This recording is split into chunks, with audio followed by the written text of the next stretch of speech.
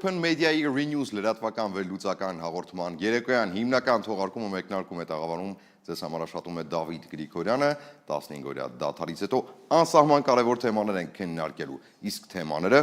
անոնսում։ Նախկինները սրիկաստահակներ են, Փաշինյանը մեղադրում է, 7 տարի իշխանության, ումից է բողոքում վարչապետը։ Աննախադեպ փաստաթուղթ, Փաշինյան-Էրդողան զրույցի գաղտնիքները և սպասվող խաղաղության հնարավոր գինը։ Երևանը խաղաղության մայրաքաղաք 2026-ին Էրդողանն ու Ալիևը Երևանում կստորագրեն աննախադեպ փաստաթուղթը։ Ինչու է Փաշինյանը թիրախավորել եկեղեցուն, իրական Հայաստանի կերտման ճանապարհին վերջին պատնեշն է։ Դասական դենացիֆիկացիա, Փաշինյանը կերտում է նոր Հայաստան ջնջելով անցյալը, հանուն թե ընդդեմ։ Մատվիենկոն Երևանում է, մեծ հաղթանակի թեմայով քննարկում հարաբերությունների ջերմացման ֆոնին, ինչ են պայմանավորվում։ Կյանքը թանկանում է, լուծումներ չկան, ինչու կառավարության բարեկեցությունը բնակիչներին չի հասնում։ Արդեն 5-րդ օրն է, անընդ մեջ, իմ գործընկերներն ու ես պատրաստում ենք ձեզ համար արդեն ոչ թե ուղղակի լրատվական թողարկումներ, այլ հայտ ենք ներկայացնում դառնալ Հայաստանի առաջին միջազգային լրատվական վերլուծական գործակալությունը։ Վերջին օրերի ընթացքում իմ գործընկերներին ծանոթանալու հնարավորություն իհարկե ստացել եք, այս տաղավարում արդեն աշխատում են Հանի Զաքարյանը, Սոնա Թումանյանը, Դավիթ Սարգսյանը, Աննա Մարգարյանը, Արթուր Խաչատրյանը, Հասմիկ Արաքելյանը։ Մեր երիտասարդ լրագրողական թիմի աշխատանքին ևս ծանոթացել եք։ Դիտել եք ռեպորտաժներն ու արդեն կարող եք գնահատել, թե մեկ տարվա ընթացքում ինչ արդյունքի ենք հասնել։ Համահայկական լրատվական գործակալության ստեղծման սկզբնական գաղափարն այսօր իրականություն է։ Շատերին թվում էր անհնար մի բան, սակայն այդ թվում ձեր աջակցությամբ ու հավատով ապացուցեցինք, որ երիտասարդներն իրենց անելիքը գիտեն եւ ասելիք էլ ունեն։ Մենք չբողոքեցինք, չնվնվացինք, մենք ուղղակի որոշեցինք օգնել Հայաստանի Հանրապետությանն ու գործեցինք։ Այո, հանուն Հայաստանի Հանրապետության։ Վերջին մի քանի օրերի ընթացքում վստահաբար արդեն հետևել եք նաև մեր օտարալեզու հաղորդումներին, եթե ենք հեռարձակում դրանք ուշ երեկոյան, անգլալեզու ու ռուսալեզու թողարկումները Հայաստանի ու տարածաշրջանի մասին աշխարհին պատմելու նպատակով։ Ամենօրյա գրաֆիկով վաղ առավոտից ձեզ հասանելի գրեթե բոլոր հարթակներում թարմացնում ենք օրվա լրահոսը եւ շուտով ներկայացնելու ենք ձեզ նաև փորձագիտական կարծիքներ ներսից ու դրսից։ Բազմակողմանի մեկնաբանություններ են լինելու տարբեր ոլորտների առաջատար ու վստահելի մասնագետների կողմից։ Վերջապես, մենք ոչ թե ուղղակի վերաշարադրում ենք լուրերը, այլ պատմում ենք դրանց մասին, բացատրում ենք դրանք։ Այս եթերը գուցե դասական լրատվական թողարկում չլինի, այլ համեմված լինի ոչ որոշ թեմաների վերաբերյալ հեղինակային մեկնաբանություններով ու վերլուծություններով, սակայն խոստանում եմ, հիմնական իրադարձությունները հաստատ բաց չենք թողնելու։ Իդեպ, մենք հասանելի ենք և YouTube-ում, և Telegram-ում, և Instagram-ում, և X-ում, Facebook-ում, Spotify-ում, կարող եք հետևել նաև մեր Reopen.media պլատֆորմային, կայքեջին, և ներողություն եմ խնդրում մեր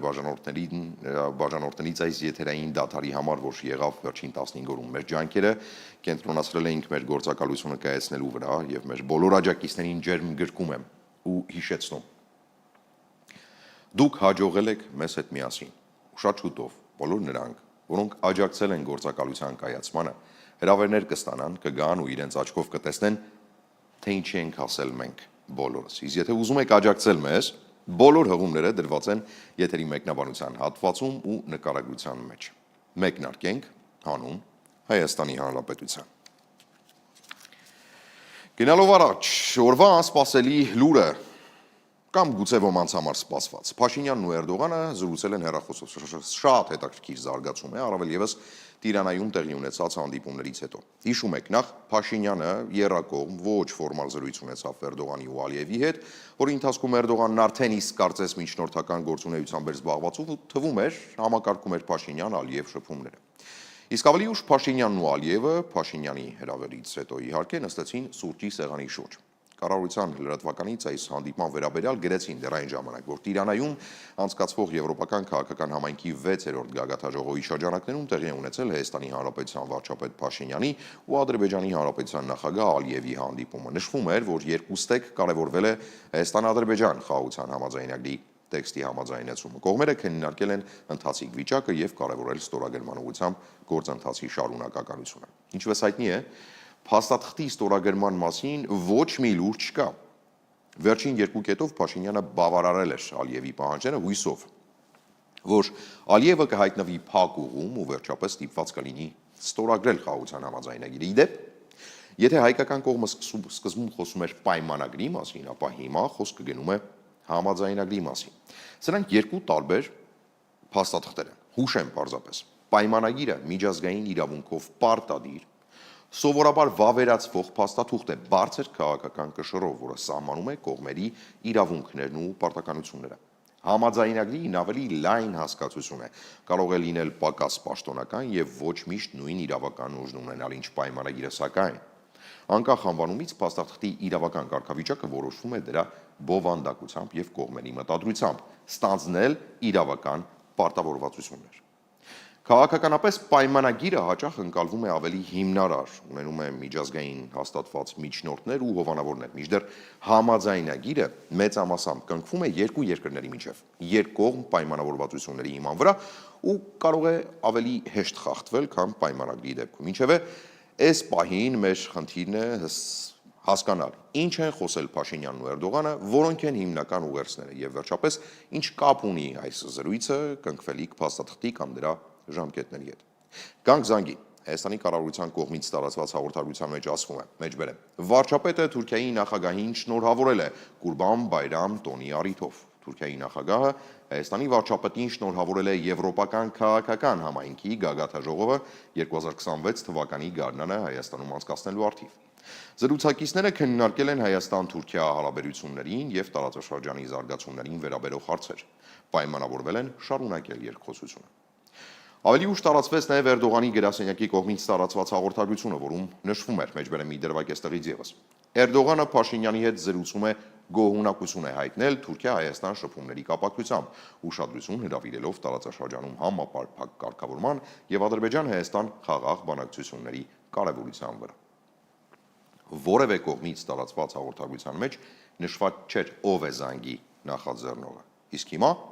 հերթով գնանք։ Հստակ է, որ զանգի առիթն է եղել Կուրբան Բայրամը, բայց ոչ մի դեպքում պատճառը։ Պատճառը կամ երկխոսության իմիտացիան է, կամ իրական պայմանավորվածությունը, որի առաջին ազդակը տվեց այսօր Արարատ Միրզոյանը։ Մանրամասնեմ արտգործնախարար Միրզոյանն այսօր ազգային ժողովում զեկույցի ժամանակ հայտարարեց։ Դիտենք մի դրվագ։ Սահմանազատման եւ սահմանագծման ուրեմն հանձնաժողովների կողմից եւ մասնավորապես դրանց ղեկավարների միջև խոսակցությունը այսօր էլ շարունակվում է, պարոն Դանելյան, խոսակցություն, այսինքն գործընթացը շարունակվում է, գործընթացը ընթացքի մեջ է, որոշ մեթոդական քննարկումներ են այս պահին արվում։ Դուք հարցնում եք երբ են մեր 240 կիլոմետրը կամ այս կամ այն կտորը վերադարձվելու կամ Ադրբեջան տալու է, թե չի տալու։ Ես ուզում եմ ձեզ ասել, որ այն հիմքը, որ մենք վերցրել ենք Ալմաթայի հռչակագիրը եւ Խորհրդային Միության փլուզման պահին եղած սահմանները, այդ սկզբունքը բոլոր հարցերին պատասխանում է, ենթադրվում է։ Ավալին Հայաստանի Հանրապետության արտգործնախարար Միրզոյանը վստահ է, որ Հայաստանն ու Ադրբեջանը ունեն միաննախադեպ փաստաթուղթ, որի շուրջ բանակցությունները ավարտված են, լսենք այս դրվագը ևս։ Իհարկե առանցքայինը մեր կարգավորման գործընթացն է Ադրբեջանի հետ եւ այս առումով եւս այս տարվա առաջին կիսամյակում ուրեմն առիթներ եղել են, քննարկումներ ունեցել ենք։ Ես օրինակ հանդիպում եմ ունեցել Անտալիայի դիվանագիտական ֆորումի շրջանակներում ունեցված է եւ Ադրբեջանը եւ Հայաստանը հայտարարել են, որ խաղաղության պայմանագրի, սա պայմանական անունն է, հիշում եք իրականում անվանումը փաստաթղթի մի քիչ երկար է։ Ուրեմն տեքստի շուրջ բանակցություններ ավարտված են եւ կա երկու կողմի համար ընդունելի համաձայնեցված տեքստ։ Այլ աննախադեպ բաների շարքում արտգործնախարարության ղեկավարը սա եւս դասեց ու այստեղ է, որ կցանկանամ ձեր ուշադրությունը սևեռել արդեն Էրդողանի շնորհավորանքի վրա։ Թուրքիայի նախագահը շնորհավորում է Փաշինյանին եվրոպական քաղաքական համայնքի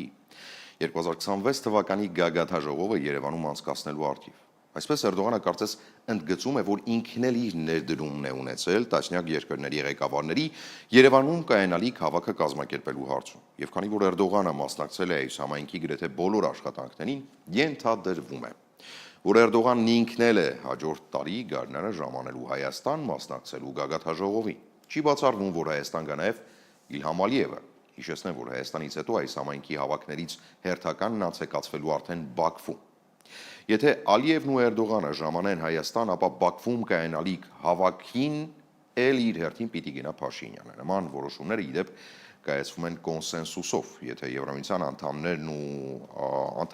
ու հավաքին մասնակից պետությունները չհամաձայնվեին 2026-ի գարնանը գալ Երևան, հավանաբար հայաստանյան գագաթաժողովն ուղղակի տեղի չէր ունենա։ Փաստորեն բոլորը համաձայն են, եւ քանի որ համաձայն են եղել Երևանի մասով, պարիտետը պահպանելու համար էլ որոշել են հավաքներից մեկն էլ հաջորդների շարքում անցկացնել Բաքվում։ Հիմա կարևոր ենթադրությունների։ Հայաստանի Հանրապետության իշխանությունները պնդում են, որ այսպես կոչված խաղաղության աննախադեպ փաստաթուղթը պատրաստ է։ Էրդողանը դեմ չէ, որ ԵՔՀ հավաքն անցնի Երևանում։ Լեռնային Ղարաբաղի հիմնարարցը հանգուցալուծվում է Փաշինյան-Ալիև համաձայնությամբ, խնդիրները հարթվում են ու մնում է միայն մի նեյտրալ, մի բարի միջոցառման ժամանակ եւ դրա շրջանակներում կնքել համաձայնագիրն այնպես, որ չերևա կոնկրետ միջնորդի դենք։ Իսկ եվրոպական քաղաքական համայնքը այս առումով գրեթե կատարյալ պլատֆորմ է։ Դրա նախաձեռնողը Ֆրանսիայի նախագահ Մակրոնն է, սակայն 2026-ի գարնանը գտնվելով Երևանում ինքը պաշտոնապես չի լինելու խաղաղության քավոր։ Շատ բացահայտ միջնորդ չի դառնալու նաև Էրդողանը, իսկ Ռուսաստանի Դաշնությունը առհասարակ ներկայացված չէ այս հավաքին, այն է գտնվում է Լուսանսկում, իդեպ ռուսները աղագին բողոքել են այս մասով։ Եվ ապա ստացվում է, որ մի խումբ երկրների ղեկավարների ներկայությամբ Երևանում կնքվում է Հայաստան-Ադրբեջան խաղաղության համաձայնագիր, որը ունի միջնորդ կամ հովանավոր, բայց ֆորմալ առումով ստորագրվում է տասնյակ երկրների առաջնորդների ներկայության պայմաններում, ոչ պաշտոնապես ներկաների վրա թողնելով այդ պայմանագրի դրույթների պահպանման երաշխավորությունը։ Գուցե սա է Փաշինյանի հաշվարկը։ Ու ոչինչ բացառել չարժե վերջապես, հետեւապես անուղակի հենց Եվրամիության հովանու ներքո է հաստատվում հարավկովկասյան խաղաղությունը, իսկ Ռուսաստանի Դաշնությունը որևէ աղերս չի ունենում ավարտված կոնֆլիկտի հետ, եթե իհարկե այս կոնֆլիկտն առհասարակ կարելի է վերջնականապես ավարտված համարել։ Բացի դա, Փաշինյանին իր ջանքերի համար տրվում է վերարտադրվելու բացառիկ հնարավորություն։ Բացատրեմ, եթե 2026 թվականի գարնանը բարեկամներ, Երևան են գալիս մինչև 3 տասնյակ երկրների ու խոշոր կառույցների ղեկավարներ։ Ստորագրվում է խաղաղության համաձայնագիր։ Փաշինյանը միաժամանակ ստանում է 2 ամուր փաստարկ՝ ընտրողին խնդրելու վերընտրել իրեն։ Ինքը Հայաստան ժամանած առաջնորդների դեմքով վաստակում է հեղինակություն, ապա լեգիտիմություն, ցուցադրելով, որ ներկայացված երկրների համար ինքնընդունելի կերպար է եւ վերջապես իշխանություն ու այն եւս մի շրջան պահպանելու երաշխիք է ստանում։ Ազնիվ լինենք, Փաշինյանի այս սխեման կարող է աշխատել, եթե ինքը բավարարի Բաքվի եւ Անկարայի բոլոր պահանջներն ու գնա ինքնության ու պատմության այսպես կոչված վերաիմաստավորման ճանապարհով, նպատակ դնելով բացել սահմաններն ու ապաշրջափակել կոմունիկացիաները, ապա Եվրոպայի համար սույն սխեման ընկալելի, ընդունելի եւ գուցե անգամ պահանջված է ու կապ չունի, որ ինքը Փաշինյանը այս ամենի դիմաց հրաժարվում է մեզ սովորական, ավելի շուտ մերժում է մեզ սովորական դարձած ինքնությունը, ավանդույթներն ու արժեքները ամբողջ փաթեթով։ Կարևորն այն է, որ ինքն իր իշխանության վերարտադրության համար գտնում է լուծում, իդեպ վստահ լինելով, որ այդ լուծումն օգտակար է նաև Հայաստանի համար, իրական Հայաստան կոչված կոնցեպտի ներքո։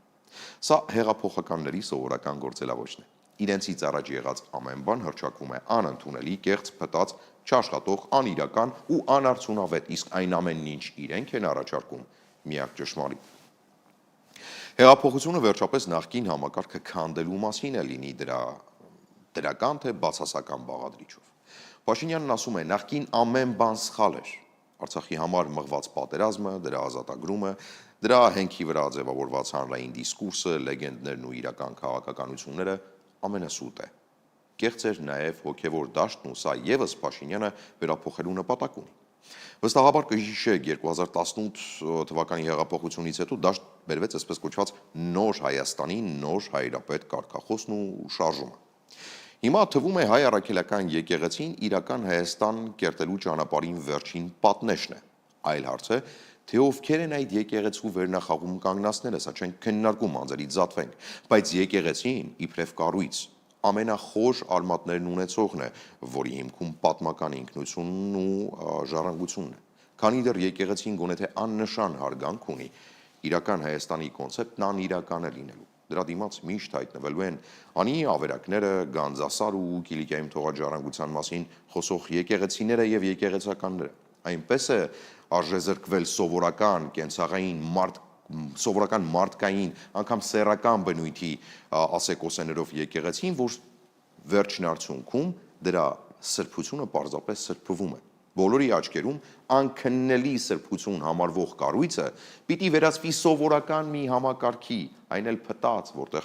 կուսակրոնները քնում են քեռու կանանց հետ, որտեղ վեհապարն արտամուսնական երեխաներ ունի, որտեղ եկեղեցին իրականում չուլան է, ոչ թե սրբավայր։ Ու այսպես շարունակ, մինչև մայր աթոռ մտնող հասարակ քաղաքացին, ես, դուք բոլորս այդ համալիրի մեջ կզգա ոչ թե սրբության զգացողություն, այլ սովորական մարդկային մեղք։ Այլ բան մի փնտրեք այս ամենի մեջ։ Իհարկե, այս ամենը Փաշինյանի ամենօրյա հարվածները կարելի է մեկնաբանել նաև բացառապես քաղաքական համատեքստում, ասենք, այլևս թալանչիների ու նախկինների թեզերը չեն աշխատում, դրա համար էլ Փաշինյանը նոր թիրախ է փնտրում, կամ նոր ընդհանուր թշնամի, որտեղ հեղափոխությունների պարագայում էլ, հեղափոխականների պարագայում, առհասարակ կոնսոլիդացնելու համար հասարակությունը միշտ պիտի լինի արտաքին թշնամի։ Եվ եթե նախկին թշնամիները մաշվել են, պիտի հայտնվեն նորերը։ Սա եւս հավանական սցենար է, բայց եկեղեցին չէ այն կառույցը, որը կանգնած է Փաշինյանի քաղաքական անդիմախոսության գագաթում։ Փաշինյանին պետք է հեղափոխել պատմական հիշողությունը։ Նույնն էլ իդեպ դաշնակցությունն է եւ դաշնակցությանն է վերաբերվում։ Դաշնակցությունը եւս միշտ եղել է պատմական ինքնության, այսպես ասենք, պահապաններից մեկը, ինչ որտեղ միֆերի ստեղծման առաջին շարքում, ինչ որտեղ իրականության, դաշնակցության գաղափարախոսական ու ավանդական արմատներն են քաղաքական առումով խանգարում իրական Հայաստանի կոնցեպտի հաստատմանը։ Դրա համար անդադար այդ խնդիրը ստեղծում է։ Իդեպ այսօր ազգային ժողովում մի հերթական լեզվակռիվը եղավ, Դաշնակ Խաչատրյանն ու արտգործնախարար Միրզոյանը կրկին սկսեցին իրար մեղադրել քաղաքական ճակատագրական սխալների մեջ։ Լսենք։ Ավելի ուշ կներկայացնենք ձեզ, ինչպես միշտ կողմերը պայքարում են ապացուցելու, կարծես թե որ մեկն է Չարիքի փոքրագույնը, որտեղ այս զրույցի ժամանակ Արարատ Միրզոյանը կրկին վերադառնալով Դաշնակցական Խաչատրյանին ասում է. չմոռանաք, որ դուք էլ կնքել եք Ալեքսանդրապոլի պայմանագիր, կարծես հիշեցնելով, որ մենք էլ ենք վատ, այո, մենք կնքել ենք նոյեմբերի 9-ը, բայց դուք չմոռանաք, որ Ալեքսանդրապոլը շատ ավելի վատն է եղել։ Եվ խնդրում եմ չփնտրել իմ խոսքերում աջակցություն որևէ մեկին, մեկ կողմին կամ մյուս բացարձակ։ Վերջնարդյունքում դուք եք ընտրություն կատարելու։ Ճիշտ է վարվում Փաշինյանը, թե ոչ։ Չխորանալով վերջին օրերին բացահայտ անհարգալից բառամթերքով համեմված գրառումներին, կենցաղային ու սեռական մակարդակի զրույցներին ու հեռահար մեղադրանքներին, քանի որ վստահ եմ այդ օրակարգը մենք չէ, որ պիտի սպասարկենք, գանք եզրահանգման։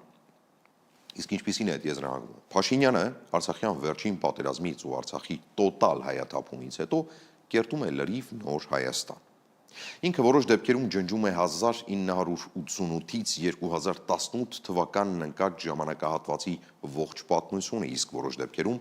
դարերի պատմությունը։ Սա հիբրիդային գործիքներին հղումաներով եմ ասում, կարելի է անվանել դասական դենացիֆիկացիա, այն ինչ Ռուսաստանի Դաշնությունը հիմա ամեն կերպ փորձում է անել Ուկրաինայի հետ։ Գուցե այս պահանջն է դրված Հայաստանի իշխանության առաջ, մոռանալ հավակնություններն ու համակերպվել եւ հարմարվել եղածի հետ։ Հակառակ դեպքում ավելի վատ կլինի ու Փաշինյանն էլ ստիպված լինի թե հաճույքով այդ օրակարգը առաջ է տանում։ Բացառապես ժամանակն է իդեպ ցույց տալու, Փաշինյանը այս ամենը արեց հանուն Հայաստանի, թե ընդդեմ դրա։ Այստեղ եւս ընտրությունը ձերն է։ Փրկեց Հայաստանը վերջնական կործանումից, թե միտումնավոր թույլատրեց այն, անսալով վտանգավոր հարևանների սպառնալիքներին։ Զարգացումները սպասվում են, դրանք լինելու են։ Փաշինյանին այս խաղաղության համաձայնագիրը անհրաժեշտ է օդի ու ջրի պես, եթե այն չկնքվեց, իշխանության մնալու բոլոր փորձերն ապարդյուն են լինելու։ Այլ հարց է, որ այդ խաղաղությունը որևէ բանով երաշխավորված չի լինելու, բայց թուղթը պետք է։ Այն հավաստիքն է, որ քաղաքացիական պայմանագիրը հաջողել է գոնե թե այդ հարցում։ Հիմա Ռուսաստանի Դաշնության հետ հարաբերությունների հաջողություններին եւ անհաջողություններին։ Մատվիենկոն Երևանում է։ Որն է այցի նպատակը։ Երևանում է Ռուսաստանի Դաշնության Դաշնային խորհրդի ողջ պատվիրակությունը լայն կազմով Մատվիենկոին դիմավորել է ազգային ժողովի խոսնակ Ալեն Սիմոնյանը, դիտենք կադրերը։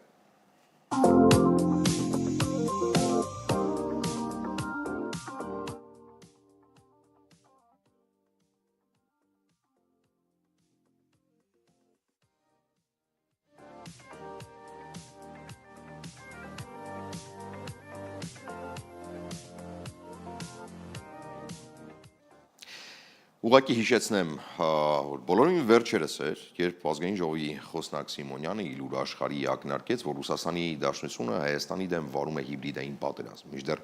Լավրովի վերջին այցից հետո իրավիճակ է փոփոխվել։ Ինչևէ, ինչ գիտենք Մատվիենկոյի այցից ու դրա նպատակներից, հիմա բացեմ օրակարգը, հաստատ է, որ վերջինիս ընդունելու է ազգային ժողովում խոսնակը, այնուհետև գնալու է կառավարություն, նախագահականում եւս հանդիպում է լինելու Մատվիենկոն եւ Սիմոնյանը նաեւ կբացեն Ռուսաստանի Դաշնության Դաշնային ժողովի եւ Հայաստանի Հանրապետության ազգային ժողովի միջև համագործակցության միջխորհրդարանական հանձնաժողովի 39-րդ նիստը։ Գլխավոր թեման է մեծ հաղթանակի 80-ամյակը միասնության, ապագա սերունդների պատմական հիշողության պաշտպանության գործում։ Սա էլ իդեպ այն բանից հետո, երբ պետական հեռուստաալիքներում մեր քննարկման առարկա են դարձնում մեծ հայրենականում հաղթանակի վերաբերյալ տարբեր փաստերն ու միֆերը։ Սա էլ անցնենք, բարեկամներ, սրան զուգահեռ փոխվարչապետ Մհեր Գրիգորյանն է մեկնել Դուշանբե, ԱՊՀ կառավարությունների ղեկավարների խորհրդի նիստին մասնակցելու համար։ Սրա վերաբերյալ էլ ահագին հարցեր կան, քանի որ մի կողմից Հայաստանի իշխանությունները խոսում են եվրոինտեգրացիայի մասին, իսկ մյուս կողմից շարունակում խորացնել հարաբերությունները Ռուսաստանի Դաշնության ինտեգրացիոն կառույցների հետ։ Մհեր Գրիգորյանին Դուշանբե ուղարկելուց հետո Մատվիենկոին ընդունելուց առաջ Փաշինյանը հասցրեց կառավարության հերթական նիստը վարել։ Կրկին հիշեց նախկիններին, Սփյուռքում գործող հակաիշխանական ուժերին բազմաթիվ վերնագրեր տվեց, բայց արդյունքում քաղաքացին կրկին հետևեց կառավարության նիստին իբրև մի հերթական քաղաքական շոուի։ Ասում է, նախկինները չեն ուզում խոստովանել, որ վերջիններս սրիկա ստահակներ են։ Լսենք։ Ինչ վերնագրեր են տարածում, վարչապետը չգիտեմ ինչի հենակետային քոլեջի շենքը նվիրել է իր դստերը։ Այս մարդիկ ամբողջ այս հիմա քանի որ այս ապօրինի գույքի բռնագանձման 4 ուղղությունները ակտիվացել են, իրանք մի խնդիր ունեն ցույց տալու, որ մենք իրանք նման ենք։ Իրանք մի խնդիր ունեն, իրանք արդեն չեն էլ բանանում, ուզում, չեն էլ փորձում ապացուցեն, որ իրանք թալանչի սրիկա ստահակ են, կներեք այս բառակապակցությունների համար։ Իրանք հիմա ուրիշ խնդիր են դրել։ Իրանք վարչապետը Ֆրանսիայում 3 միլիոն բանով եվրոյով տուն է գնել։ Ասենք մերկու դաշնակ կա Ֆրանսիայում, տանում են 3 եվրոյով կայք են բացում մի շաբաթանոց, մեջը ինչ զառանցանք ասես դնում, դե արի ապացուցի, որ ասում եմ, այս մարդիկ քոչարյանասերժական ստահակ զանգված էլ չեն փորձում ապացուցի, որ իրանք բան են։ Եվ մենք կոռեկտություններ պահելով սխալվում ենք։ Օրինակ մենք չենք արձանագրել պաշտոնապես, որ Ռոբերտ Քոչարյանը կաշառակեր է։ Եվ դա արձանագրված է դատարանի որոշմամբ։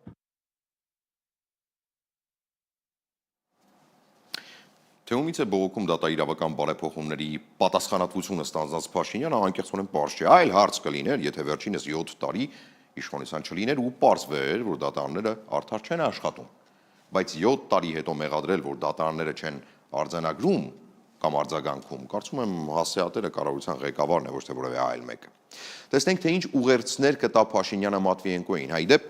շուտով Փաշինյանը ասուլիս է տալու։ Կարելի է ենթադրել, որ այն կտևի ոչ պակաս քան 3 ժամ եւ հուսանք ոչ ավել քան 5 ժամ։ Պատմության ընթացքում մեկ այլ հեղափոխական էլ կար,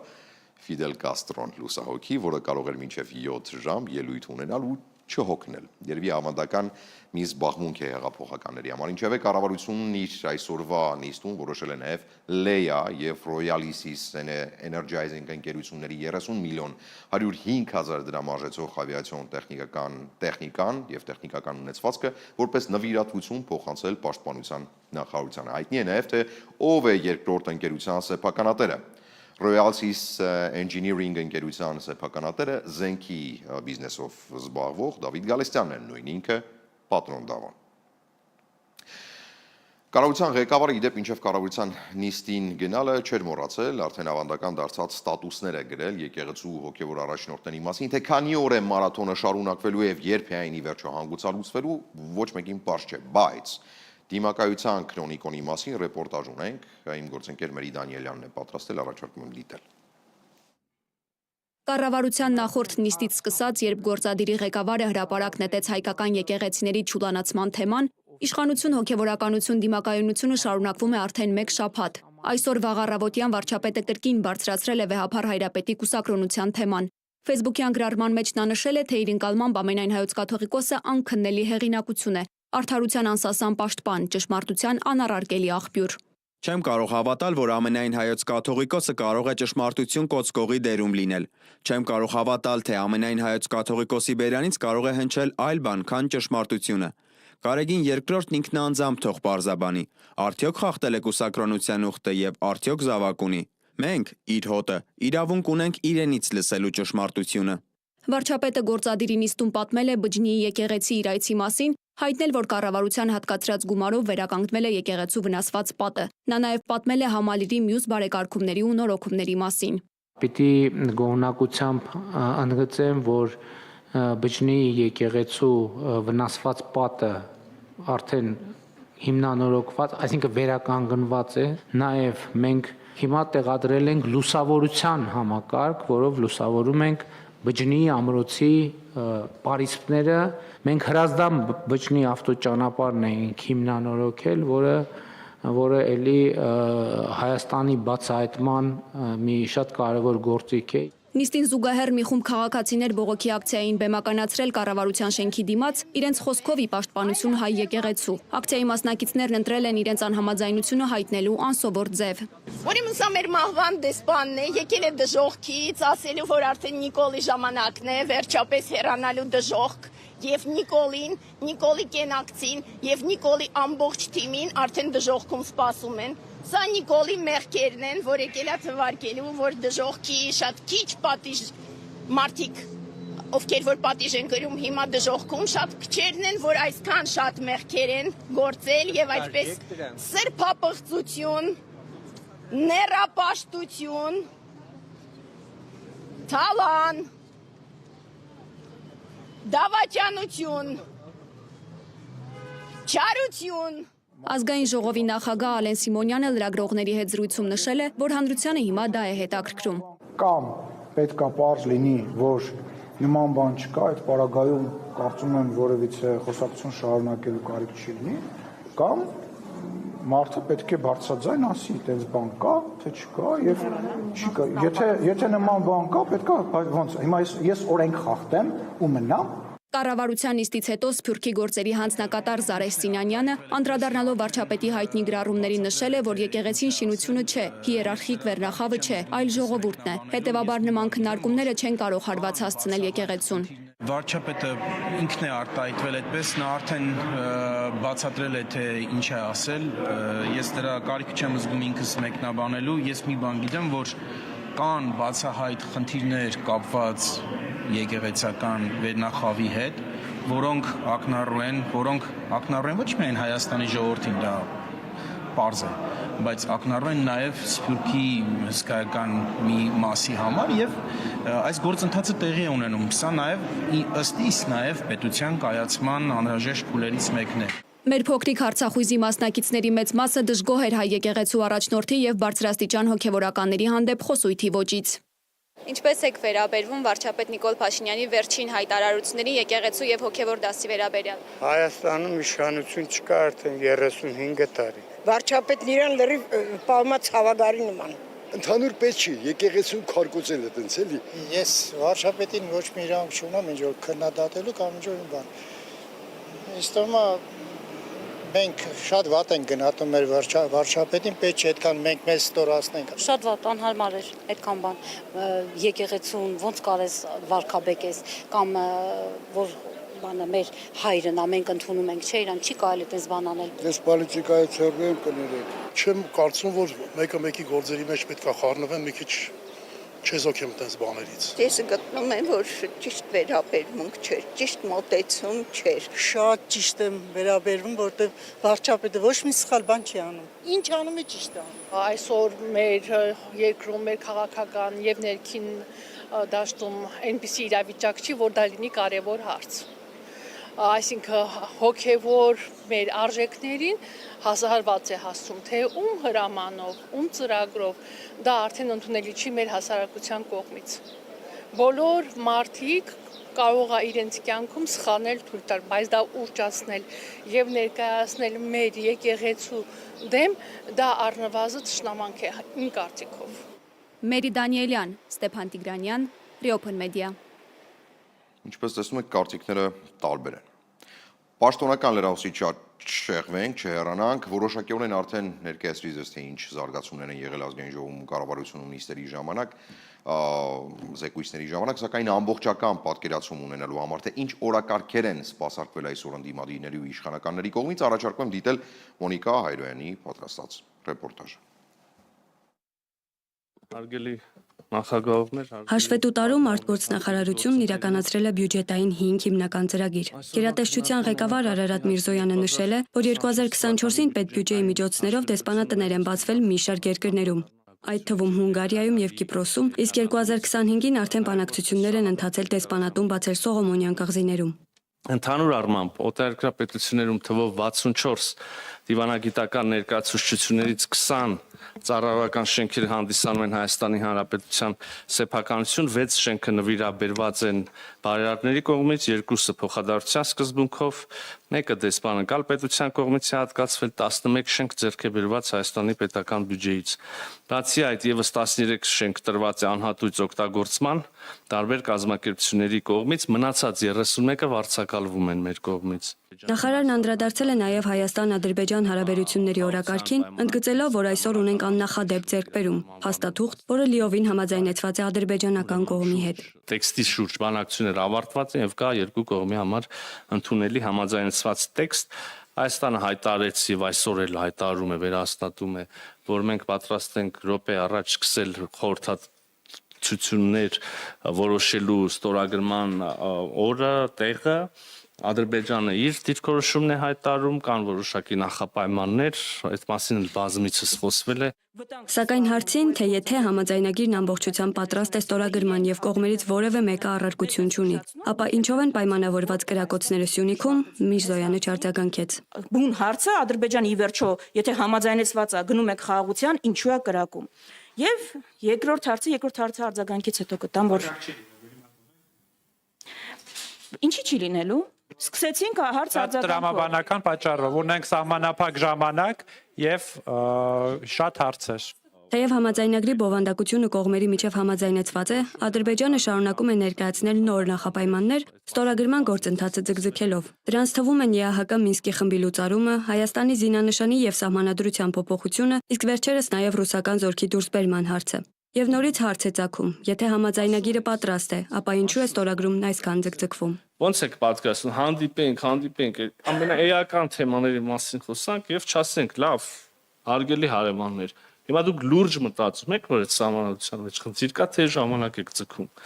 Իհարկե ասում ենք, ցավոք սրտի ես չեմ կարող ասել, որ ես ստացել եմ, ես կամ մեր մյուս գործընկերները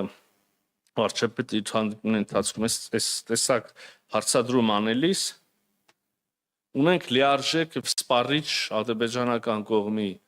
պատասխան, որը ես կարող եմ ձեզ հիմա ներկայացնել։ Բայց սա ընթացքն է, չկա որևէ շոշափելի արդյունք, որը ես կարող եմ հիմա ձեզ ներկայացնել։ Լրագրողների հետ ճեպազրույցում Արարատ Միրզոյանը անդրադարձավ նաև Ադրբեջանում պահվող գերիների խնդրին, նշելով, որ սա օրակարգի ամենակարևոր եւ ցավոտ հարցերից մեկն է։ Նրա խոսքով ապօրինի պահվող անձանց հարցը շարունակում է քննարկվել, սակայն առայժմ առաջընթաց չի արձանագրվել։ Վերջին բանը, եթե ես չեմ սխալվում, կոպի շրջանակներում ուրեմն մեծ փոխանակություններ, դրանից հետո չի ստացվում եւ այստեղ երևի ոչ մեկս էլ մեծ ուրեմն ուրախ լուրեր հայտնելու ուրեմն տեղ չունենք։ Միրզոյանն ասել է, որ Արևմտյան Ադրբեջանի խոսույթը հայկական կողմն ուղղակի ընկալում է որպես սպառնալիք Հայաստանի Հանրապետության տարածքային ամբողջականությանը։ Իհարկե մենք այս մասին ադրբեջանական կողմին ասում ենք, ասել է նա։ Միրզոյանը հայտարարել է, որ Թուրքիայի հետ դիվանագիտական հարաբերություններ չունենալով Հայաստանը շատ ակտիվ եւ արդյունավետ երկխոսություն է վարում, որը զարգանում է շատ դրական ուղղությամբ։ Նախարարը նաև հայտնել է, որ սպասվում է Իրանի նախագահ Մասուդ Պեզեշկյանի այցը Երևան։ Մոնիկա Հայրոյան, Reopen Media։ Ազգային ժողովում հարվածի հաշվետվությամբ ու խոստումներով չփակենք թեման, չփակենք միանգամից կառավարության թեման առհասարակ։ Մականունները չեն հուզում մարդկանց, այլ բարեկեցությունը, որը Փաշինյանը կրկին աննախադեպ համարեց բյուջեի տարեկանի ժամանակ։ Մինչդեռ վիճակագրական կոմիտեի տվյալներով 2025 թվականի մայիսին Հայաստանում գնաճը նախորդ տարվա նույն ժամանակահատվածի համեմատ աճել է մինչև 4.3%, հատկապես աճել են սննդամթերքի գները 7.4%-ով, բանջարեղենն է թանկացել գրեթե 30%-ով, իսկ ձուկն ու ծովամթերքը ավելի քան 20%-ով, հիշեցնեմ պարզապես, որ ձկան տեսանկյունից Հայաստանը 4-րդ ամենախոշոր ներկրողն է դեպի Ռուսաստանի Դաշնություն։ Աճել են նաև առողջապահության ու տրանսպորտի սակագները, կյանքի որակի բարելավումն ու գնաճը ոչ մի կետում չեն հատվում։ Բյուջեն 2024-ի ամփոփումը ցույց է տալիս, որ տնտեսությունը զարգանում է, իսկ պարենային ապրանքների արժեքներն այլ բան են հուշում։ Իմ գործընկեր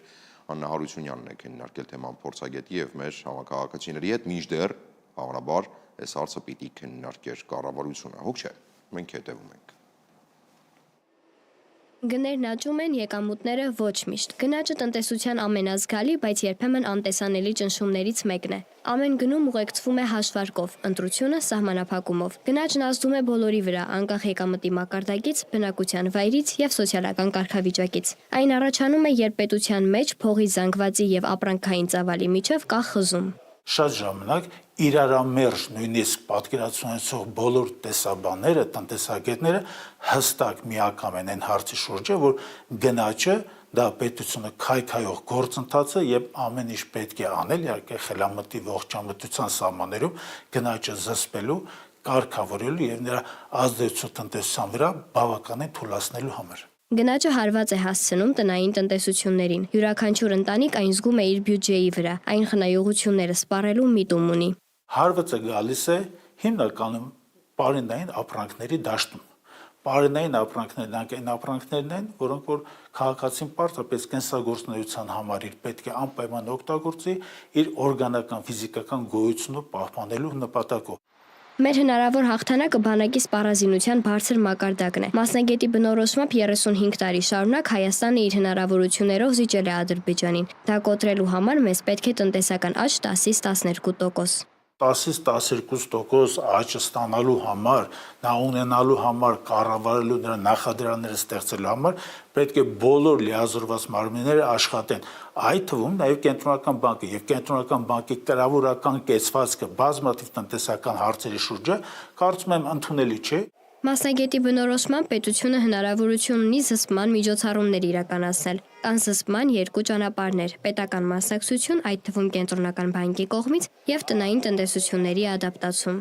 Պետությունը գոնե պետք է փորձի հնարավորին չափ գների իջեցում ապահովել, գների մակարդակի չթողնի, որ ցնակ ինքնակառավարում են, որովհետև Հայաստանի Հանրապետություն դասական իմաստով գների աճը կարելի ասել նույնիսկ անբացատրելի է։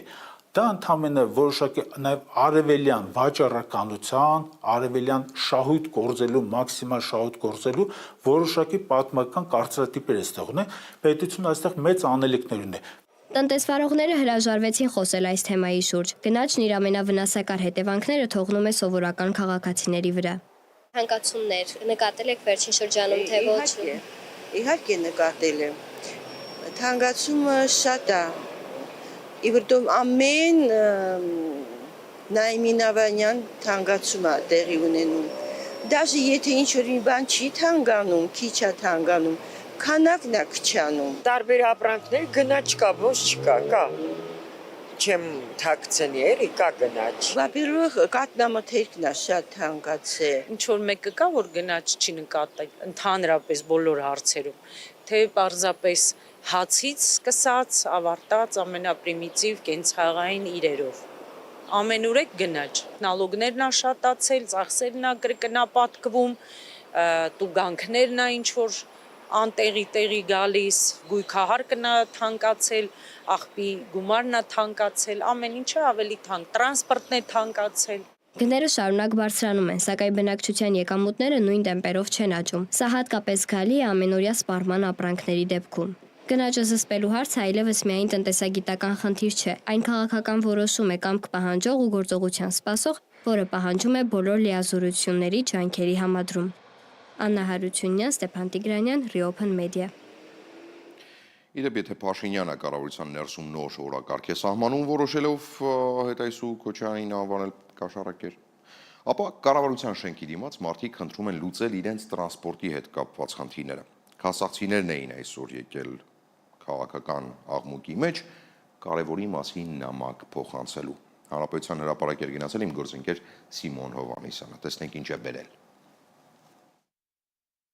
Պրոշյան գյուղի մուտքի մոտ ենք, շուրջ 2 տարի գյուղը սպասարկող 25 համարի ավտոբուսի երթուղին կրճատել են մինչև այստեղ։ Գյուղի մյուս փողոցներում ապրողները ստիպված են ոտքով, մեքենայով կամ այլ տարբերակով հասնել գյուղի մուտք, որպեսզի կարողանան իրենց հին ճանապարհով գնալ Երևան միջև Ազատության պողոտը։ Այլընտրանքը 277 համարի միկրոավտոբուսն է, որը հասցնելու է միջև Հանրապետական հիվանդանոց։ Այնտեղից էլ բնակիչների խոսքով հեռու եւ ծախսատար է իրենց համալսարաններն ու աշխատավայրերը հասնելը։ 2 տարի 25 համարի ավտոբուսը գյուղից ուղևորներ էր տանում քաղաք։ Այս տարի նոր գիծ բերեցին՝ Multitrans 97 համարի միկրոավտոբուսը։ Բնակիչներն ասում են, վերջինս գյուղից գնում էր մասամբ դատարկ նստատեղերով, որովհետև թե ուղևորցնել բարձր, թե երևանյան վերջին կանգառը հարմար չէր։ Ես իմ տանից 4 հոգի եմ։ Բնականաբար ես երթևեկում էի 150 դրամով, հիմա դարձել է 200 դրամ, 200 դրամն էլ ոչինչ, ինքը դառնում է ֆիզիկայի խաչմերուկ, որը որ իմ ուսանողները, ասենք, սովորում են, աշխատում են կենտրոնում, 25 համարով իջնում էին մետրոյից ընդեղ շարունակում էին։ Իսկ հիմա իմ երեխաները արդեն 3 տրանսպորտ պետք է փոխեն, նախ տրանսպորտներ գումարներ հետ ժամանակի խնդիրն է։ Պրոշյանցիները չգիտեն ինչպես չուշանալ աշխատանքից։ Այս դեպքում ռոպագանդվող հեծանիվն էլ չի օգնի 9-ին աշխատանքի ու 9-ից դասի հասնել։ Հունիսի 1-ին 25 համարն էլ գյուղ չմտավ։ Վերջին կանգառը դարձավ գյուղից մոտ 2 կիլոմետր հեռու այս վայրը։ Բնակիչների բողոքից հետո բերեցին գյուղի մուտքի մոտ։ Էլի հին տեղը չի, հարմար չի, բայց գոնե մի քիչ իրենց սրտով է։ Այսօր կառավարության մուտքի մոտ էին եկել պրոշյանցիներից մի քանիսը։ Պնդում էին նորաբաց գծի 277-ի վարորդները ուղևորներից մի քանիսին ասել են. շատ մի ուրախացեք, 25 համարի ձեր հին ավտոբուսը շուտով ընդհանրապես չի լինելու։ Լուրեր են շրջանառվում, որ Multitrans ընկերությունը ցանկանում է խոչընդոտել 25 համարի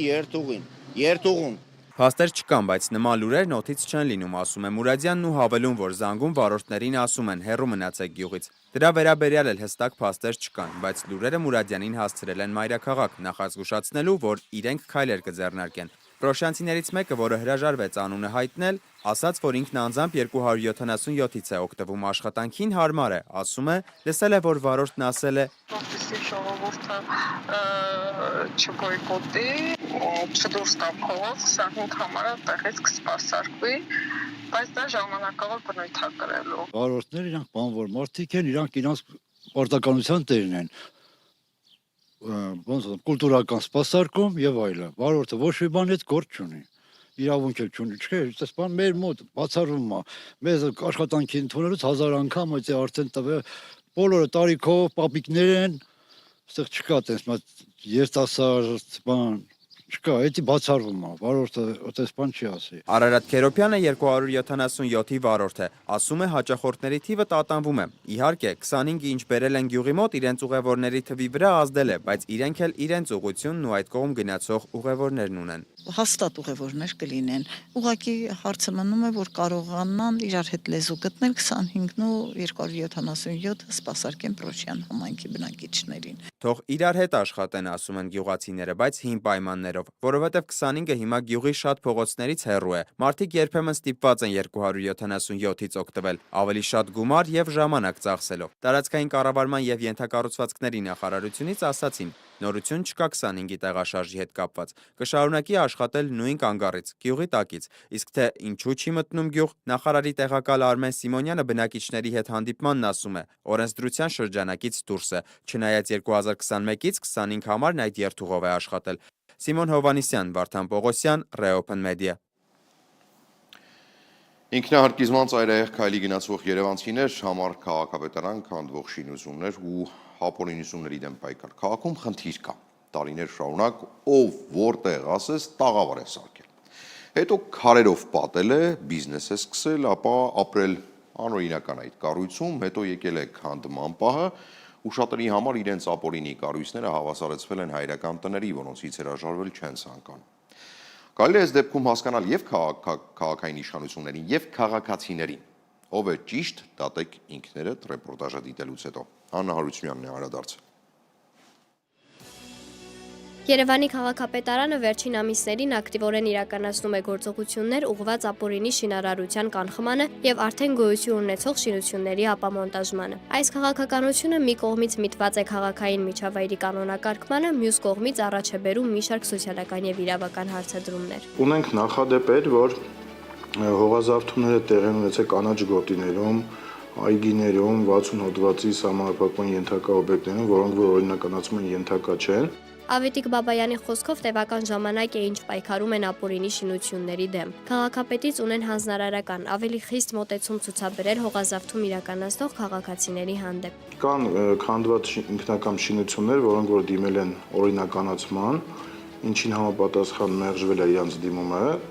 եւ Երևանի քաղաքապետի քանդման որոշումը դուրս եկել, որի հիման վրա մենք տվյալ շինությունները ապամոնտաժել ենք։ Այս գործողությունները շարունակական բնույթ կկրեն։ Քաղաքապետարանից հորդորում են գործել օրենքի սահմանում համայնքային հող չզավթել։ Կրկին անգամ հորդորում ենք մարդկանց, որ առաջի հերթին իրենք իրենց ձեռքով ապամոնտաժեն, ինչի համար, որպեսզի գույքը հնարավորինս չվնասվի, բայց լինում են նաև դեպքեր, որ մարդիկ հրաժարվում են իրենց արած շինությունը ապամոնտաժելուց եւ մենք նորից քաղաքապետի որոշման համաձայն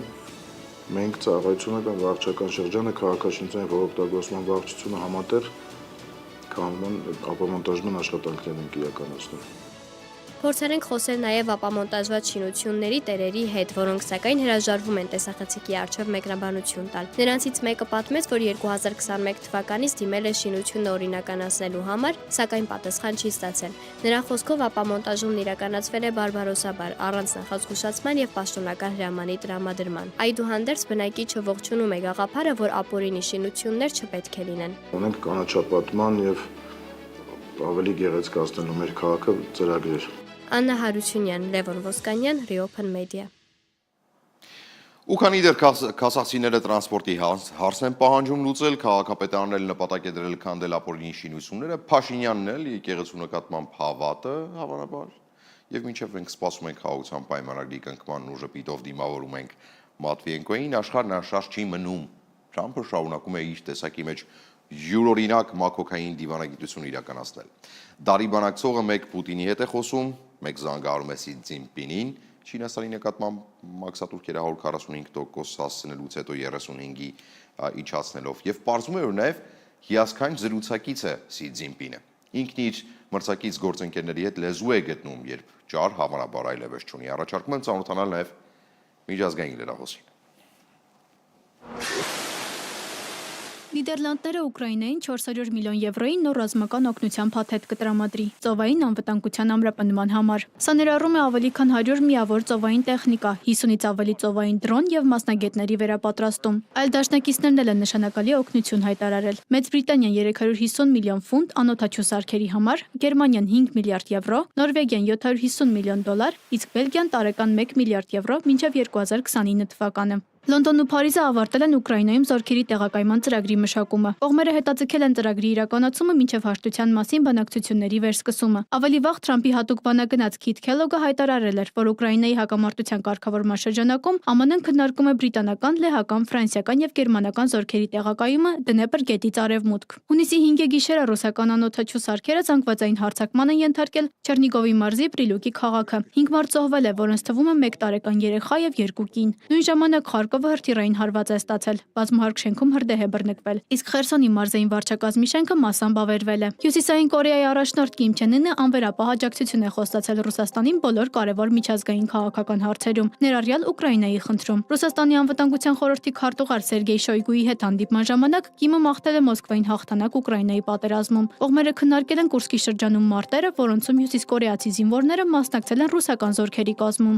ԱՄՆ նախագահ Դոնալդ Թրամփը արգելել է Հարվարդում սովորել ձգտող օտարերկրացի ուսանողների մուտքը Միացյալ Նահանգներ։ Այս որոշումը Թրամփը պայմանավորել է ազգային անվտանգության սպառնալիքներով։ Հարվարդում պնդում են, որ վարչակազմը վրեժխնդիր է լինում, քանի որ համալսարանը հրաժարվել է տեղի տալ Սպիտակ տան պահանջներին։ Դաշտային դատավորը ժամանակավորապես կասեցրել է նախագահի որոշման կիրառումը։ Սպիտակ տան ղեկավարը հունիսի 4-ին ստորագրել է հրամանագիր, արգելելով 12 երկրների քաղաքացիների մուտքը Ամերիկայի Միացյալ Նահանգներ։ Այն ուժի մեջ կմտնի հունիսի 9-ին։ Ամբողջական արգելքը տարածվում է հետևյալ երկրների վրա՝ Հայիթի, Գվինեա, Կոնգո, Չադ, Լիբիա, Սուդան, Էրիթրեա, Սոմալի, Եմեն, Իրան, Աֆղանստան, Մյանմավրիա։ Իսկ մասնակից սահմանափակումները կիրառվում են Լաոսի, Թուրքմենստանի, Բուրունդիի, Տոգոյի, Սիերա Լեոնեի, Վենեսուելայի եւ Կուբայի վրա։ Խաղաղ օվկիանոսում բեռնագիր նավ է հրդեհվել, որ տեղափոխում էր 3000 ավտոմեքենա, որոնցից 800-ը էլեկտրական մոդելի էին։ Morning Midas բեռնանավի սեփականատեր Zodiac Maritime ընկերության ներկայացուցիչների փաստմամբ հրդեհը սկսվել է նավի էլեկտրական տրանսպորտային միջոցների բաժնում։ Անի Հովանեսյան, Reopen Media։ Իմ գործընկեր Դիանա Կարապետյանն էլ այսօր հետևել է Մատենադարանում ընթացող համաժողովին, որի առանցքային թեմաներն էին միջազգային քրեական դատարանում քննվող գործերը, որոնք վերաբերում են Բաքվի հայ ռազմագերիներին ու միջազգային իրավունքին առհասարակ ուշագրավ փաստեր են ջրի երես դուրս եկել։ Առաջարկում եմ դիտել ռեպորտաժը։ Այսօր Մատենադարանում հավաքվել են մի խումբ իրավաբաններ եւ փորձագետներ քննարկելու միջազգային քրեական դատարանի ագրեսիայի հանցագործության վերաբերյալ բարեփոխումները։ Այս համատեքստում Հայաստանը, լինելով տևական ժամանակ ագրեսիայի ենթարկված երկիր, կարող է գտնել միարդիական հարցի պատասխան, ինչպես եւ ինչ գործիքակազմով դիրքավորվել միջազգային իրավական համակարգում, պաշտպանելով նաեւ պետական եւ անվտանգային շահերը։ Բաքվում հայ ռազմագերիների նկատմամբ իրականացվող շինծ ու դատավարությունների վերաբերյալ իր գնահատականն է ներկայացրել արգենտինացի իրավապաշտպան Իրեն Վիկտորիա Մասիմինոն։ Մեր հետ զրույցում նա անդրադարձել է այն մտահոգիչ հարցադրմանը, թե հնարավոր է արդյոք, որ այդ գործընթացները դառնան նոր հանցագործությունների իրավական նախադեպ։ The trials they have been labeled as sun trials. Both the ones that occurred prior to POWs, many of the POWs which were sentenced in 2021, and other ongoing trials against civilian hostages as well. And today the trials against the political prisoners, former members or current members of the ICSA governorate. All of this violate a series of international norms, international coalitions, both within the Universal Declaration of Human Rights, within the International Covenant on Civil and Political Rights as well, that go from the security, equal treatment, also public hearings for the clarification. The trials are held in military courts against civilians, which is not only within international provisions, that also has been covered by international regional courts that is against important basic human rights. And the trials are also closed doors, which means that no public can attend. The publicity of trials gives, of course, a sense of fairness, and given the fact as well, Azerbaijan's an autocracy, and that the trials are held in these conditions, they're absolute violation of general principles of international law. In January, the trial started in 17 January of the current year against the political prisoners, including Ruben Bardanian, David Ishkanian, and others, and myself and two other Argentinian human rights defendants and lawyers volunteered to monitor the trials and contacted with the sponsorship of PSTK, contacted the Azerbaijani embassy in the United States, but unfortunately no response was given to us, not either to deny or to authorize. That means there is a total indifference. Գործընկերներ, ամբողջ հարցազրույցը կարող եք դիտել Reopen Media-ի հիմնական YouTube-յան ալիքում, Դիանա Կարապետյանի հարցազրույցը անսահման կարևոր է առավել ևս այն շրջափուլում, երբ մեր հայրենակիցները գտնում են Բաքվում եւ նրանց իրավունքներով զբաղվելու համար Հայաստանեն գալիս եւ նման համաժողովներ են կազմակերպում, հուսամ, որ արդյունավետ կլինեն այդ համաժողովները եւ ի վերջո Հայաստանը կարողանա հայրենիք վերադարձնել մեր ռազմագերիներին, որոնք Բաքվում են պահվում այդ թումնև քաղաքական հաշվեհարդարի պատճառով։ Եվ ամփոփելով եթերը առաջարկում եմ իմ գործընկեր արդեն Հասմիկ Արաքելյանի հարցազրույցին ծանոթանալ, Գորիսում բացված Ֆրանսիայի պատվահյուպատոսությունը փաստորեն առաջին պտուղներն է տալիս։ Հասմիկը զրուցել է ֆրանսիական Վալանս քաղաքի ղեկավարի հետ, մասնավորապես Սյունիքում սպասվող ներդրումների թեմայով։ Լսենք։ Էֆելյան աշտարակը վաղուց էր հասել Գորիս։ Հայաստանի ամենաֆրանսիական քաղաքը Ֆրանսիայի ուշադրության առանցքում է։ Ֆրանկոֆոն կենտրոնից մինչև ֆրանս-հայկական սրտաբանության կենտրոն։ Այստեղ Ֆրանսիայի ու ֆրանսահայության ջանքերով բազմաթիվ կազմակերպություններ են գործում, որ հույս ու լույս տան Ադրբեջանի սահմանին մոտ գտնվող քաղաքի բնակիչներին, չլքեն իրենց տունն ու տեղը։ Խոսքը գործով ապացուցեց Ֆրանսիայի արտաքին գերատեսչությունը։ Գորիսում արդեն մի քանի օր է գործում է Ֆրանսիայի պատվո-հյուպատոսի գրասենյակը։ Բացման առիթը Հայաստան է բերել Ֆրանսիայի մի քանի տասնյակ քաղաքների ու երկրամասերի ղեկավարներին։ Մենք տեղական ինքնակառավարման մարմինների ներկայացուցիչներս չենք միջամտում արտաքին քաղաքականության հարցերին, բայց որքան ավելի շատ ամրապնդենք տեղի բնակչության հետ մեր կապերը, այդքան ավելի դյուրին եւ հիմնավորված կդառնա Ֆրանսիայի ներկայությունը Սյունիքում։ Այդպիսով աշխարհին ավելի մեծ ուղերձ կհղենք եւ կբարձրաձայնենք կոնֆլիկտի մասին, որ բնակչությունը մշտական վտանգի տակ է։